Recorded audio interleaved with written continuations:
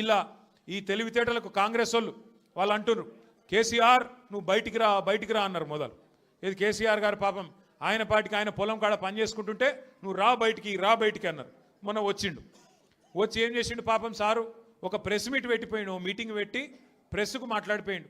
దానికే ముఖ్యమంత్రికి ముచ్చెమటలు పట్టినాయి, చలిజ్వరం వచ్చింది, దెబ్బకు మరిగా ఇష్టం వచ్చినట్టు ఒర్రుతున్నాడు. ఇప్పుడేమంటున్నాడు, నువ్వు అసెంబ్లీకి రా అంటున్నాడు. బయటికి వస్తే గీడికి వస్తేనే తట్టుకోలేకపోయినావు, నువ్వు అసెంబ్లీకి వస్తే ఆయన గుండాకి సస్తావు, గుండాకి పోతాడు.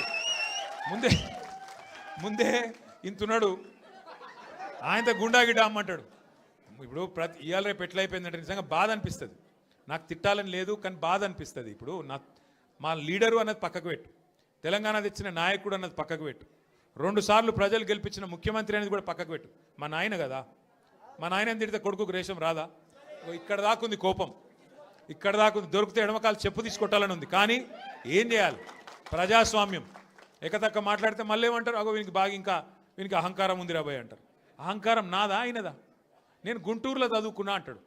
అరే నేను గుంటూరులో చదువుకుంటే నీకేం వచ్చింది రాబోయ్, నాకు అర్థం కాదు.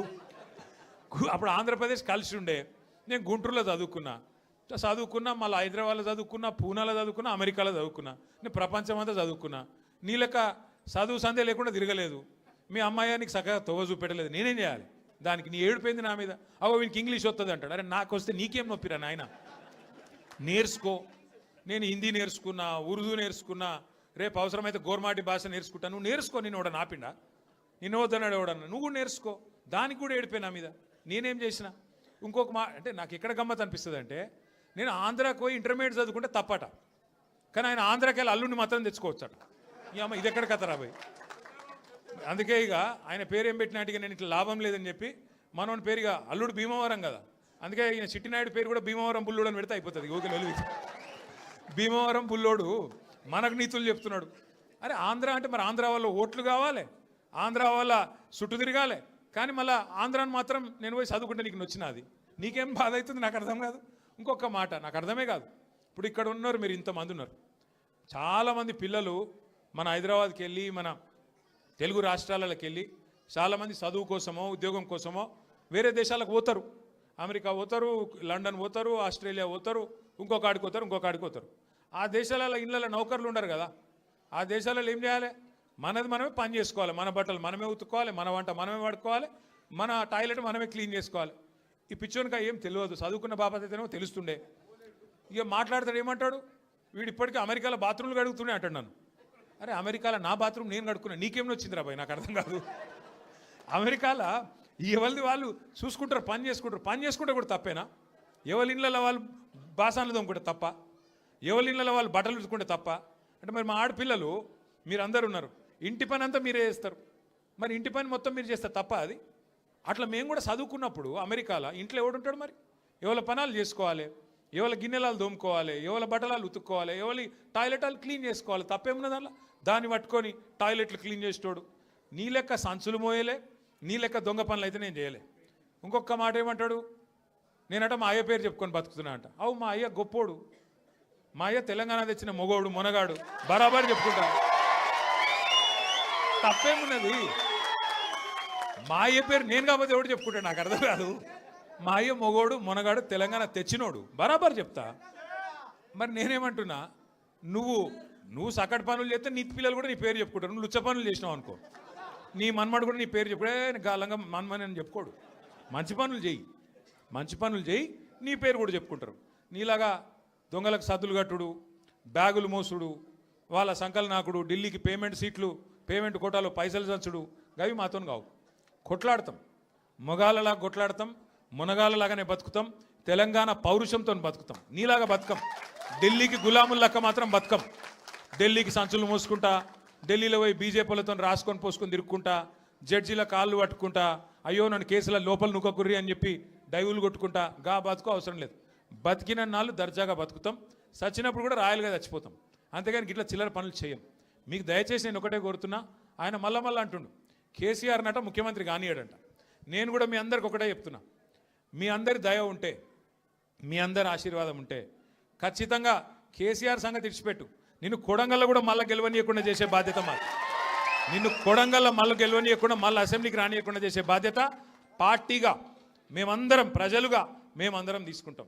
నువ్వు మాట్లాడే మాటలు చేసే రోత పనులు వాటికి ఇలా ప్రజలు అసహించుకుంటున్నారు, నోట్లో ఉంచుతున్నారు. ఏం మాటలే అవి, ముఖ్యమంత్రి టీవీ పెడితే పిల్లలు ఖరాబ్ అయ్యేటట్టున్నారు నీ భాష ఇంటే అని చెప్పి మొత్తం టీవీలు బంద్ చేస్తున్నారు. గసంటి పరిస్థితి వచ్చింది. ఏం అడిగిండు కేసీఆర్ గారు మొన్న? ఏమయ్యా పాలమూరు ప్రాజెక్ట్ని ఎందుకు పండబెట్టినావని అడిగిండు. ఏమైందయ్యా 8 నెలలు అయింది, డీటెయిల్డ్ ప్రాజెక్ట్ రిపోర్ట్ కేంద్ర ప్రభుత్వం నరేంద్ర మోడీ వెనుకకు పంపిండు, నీకు సిగ్గులేదా ముఖ్యమంత్రి? అది వెంటనే మళ్ళా పంపి 90% పనులు పూర్తయిన ప్రాజెక్టు ఇంకొక 10 పైసలు పెడితే అయిపోతుంది చేసి మరి ఆ పాలమూరుకు నీళ్ళు ఇయ్యన్నాడు. తప్ప కేసీఆర్ గారు అన్నది? దానికి సమాధానం చెప్పే తెలివి లేదు, పిచ్చి మొరుగుడు మొరుగుతూ ఉన్నాడు. అట్లాగే కేసీఆర్ గారు ఏమన్నారు? కృష్ణా జలాల్లో అన్యాయం చేస్తున్నాడు నరేంద్ర మోడీ, భారతీయ జనతా పార్టీ ఖచ్చితంగా వాళ్ళని ఎదుర్కోవాలా, కొట్లాడాలా ఢిల్లీలో. ఏం చేస్తున్నారు నీ ఎంపీలు అని అడిగిండు. బీజేపీ ఎంపీలను అన్నాడు, కాంగ్రెస్ ఎంపీలను అడిగిండు. దాంతో ఇలా వాళ్ళకి సమాధానం లేక, సమాధానం చెప్పే తెలివి లేక ఇలా నోటికి వచ్చినట్టు మాట్లాడుతున్నారు. ఇంకొక మాట ఏమన్నాడు కేసీఆర్ గారు? ప్రజలను నువ్వు మోసం చేసినావు, 6 గ్యారంటీలు అన్నావు, నెలకు 4,000 పెన్షన్ అన్నావు, తులం బంగారం అన్నావు, ఆడపిల్లలకు నెలకు 2,500 ఇస్తా అన్నావు, అన్ని 100 రోజుల్లో ఇస్తా అన్నావు, ఎప్పుడు ఇస్తావు? 2 ఏళ్ళు అయింది కదా అన్నాడు. తప్ప కేసీఆర్ గారు ప్రధాన ప్రతిపక్ష నాయకుడిగా ప్రజల తరపున ప్రశ్నించుడు తప్ప? ఇవన్నీ అడిగితే ఆయనకు బూతులు వస్తున్నాయి, కోపం వస్తున్నది. ఆయన రియల్ ఎస్టేట్ వ్యాపారానికి, ఆయన భూముల కుంభకోణానికి, ఫ్యూచర్ సిటీ పేరు మీద చేస్తున్న డ్రామాకు కేసీఆర్ గారు బలమైన వాదనతోని ప్రజలను మళ్ళొక్కసారి లేపి బయటికి తీసుకొస్తే ఆగమైతుంది బతుకని చెప్పి ఇష్టం వచ్చిన తిట్లు తిడుతున్నావు. మనం పట్టించుకునే అవసరం లేదు. మనం స్పష్టంగా ఒకటే పని చేసుకుంటూ పోదాం. ఎన్నిక ఏదైనా రేపు కార్పొరేషన్ ఎన్నిక వస్తుంది. హైదరాబాద్ను 3 ముక్కలు చేస్తారట. హైదరాబాద్ కార్పొరేషన్ 3 ముక్కలు చేస్తారట. చేసి 3 కార్పొరేషన్లు చేస్తారట. ఎన్ని కార్పొరేషన్లు చేసినా ప్రజలైతే గాలే కదా, ఓట్లు వేసేది మీరే కదా. మీకు అందరికీ ఎవరు మంచో ఎవరు చెడో మీకు తెలుసు.